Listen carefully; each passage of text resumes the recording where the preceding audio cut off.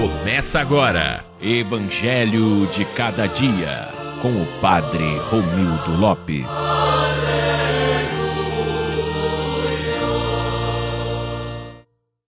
Naquele tempo, no 6º mês, o anjo Gabriel foi enviado por Deus a uma cidade da Galiléia chamada Nazaré, a uma virgem prometida em casamento a um homem chamado José.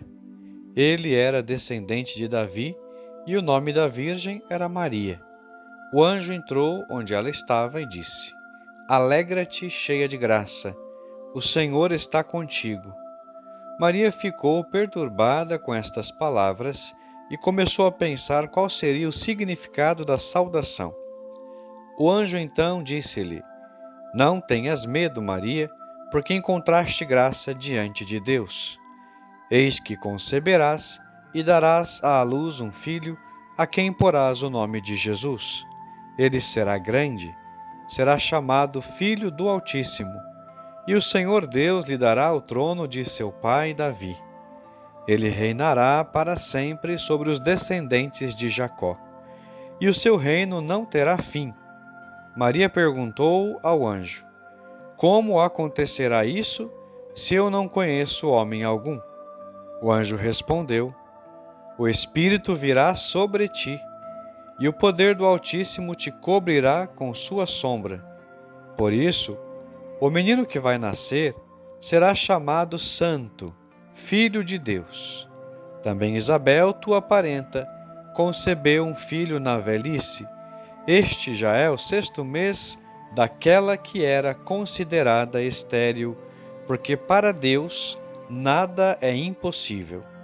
Maria então disse: Eis aqui a serva do Senhor, faça-se em mim segundo a tua palavra. E o anjo retirou-se. Olá, meus irmãos e minhas irmãs, sejam todos bem-vindos a mais uma homilia diária, momento de graça e privilegiado de escuta e partilha da Palavra de Deus. Amados irmãos e irmãs, celebramos hoje um dos mistérios mais luminosos e delicados de toda a fé cristã, a Imaculada Conceição de Maria. Aquela que desde o primeiro instante de sua existência foi preservada de toda a mancha do pecado original, por singular graça de Deus, em vista da missão de ser mãe do Salvador. O Evangelho da Anunciação, proclamado nesta solenidade, é o texto que nos conduz ao centro do mistério.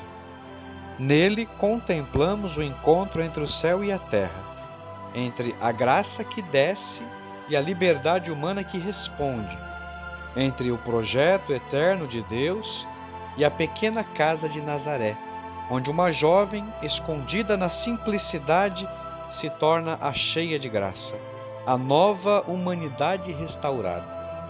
O texto começa dizendo que Deus enviou o anjo Gabriel a Nazaré, uma vila pequeniníssima, sem relevância política ou religiosa.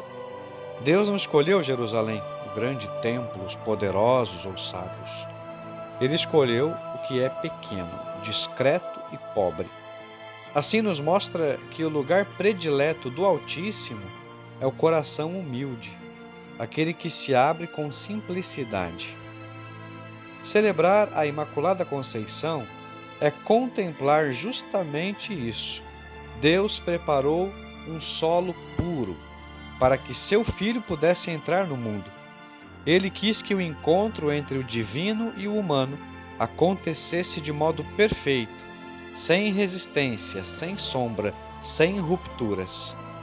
Por isso, desde antes de nascer, Maria foi envolvida pela graça, não como privilégio isolado, mas como primeira flor da redenção. Gabriel pronuncia a palavra que inaugura uma nova era: Alegra-te, cheia de graça, que significa tu foste cumulada de graça e permaneces assim. É uma identidade, não um elogio. É o reconhecimento de algo que Deus fez nela. Essa saudação cumpre as antigas profecias que convocam a filha de Sião a alegrar-se, porque o Messias viria a habitar no meio do seu povo. Assim, Maria é a filha de Sião perfeita, o ponto onde a história de Israel encontra sua plenitude. Na festa de hoje, também nós somos convidados a ouvir esse alegra-te. O cristianismo não nasce do medo, mas da graça que visita. A santidade de Maria não a afasta de nós. Ao contrário, ela é o sinal de que Deus deseja fazer em nós algo semelhante. Maria não é uma exceção que nos humilha, mas um horizonte que nos inspira. O que Deus realizou nela de modo pleno, deseja realizar em nós por meio da graça cotidiana. Lucas diz que Maria ficou perturbada e pensava no significado da saudação. A perturbação não é dúvida, é a profundidade de quem leva Deus a sério. Ela não responde automaticamente, não age por impulso. Discernimento é característica daqueles que escutam a Deus com maturidade. No Advento, este é um grande ensinamento. Não basta ouvir, é preciso meditar, discernir, buscar, compreender. Maria nos ensina que fé autêntica não é superficialidade, mas diálogo sincero com Deus. O anúncio do anjo revela quem é Jesus. Ele será grande, Filho do Altíssimo, Rei eterno. Em Maria, portanto, a história das promessas feitas a Davi se realiza. A concepção virginal e a identidade messiânica de Jesus aparecem juntas. Ele é, ao mesmo tempo, o filho de Davi e o Filho de Deus. O mistério da Imaculada Conceição existe justamente para preparar esse momento. Aquele que é santo por natureza não poderia habitar num espaço tocado pelo pecado.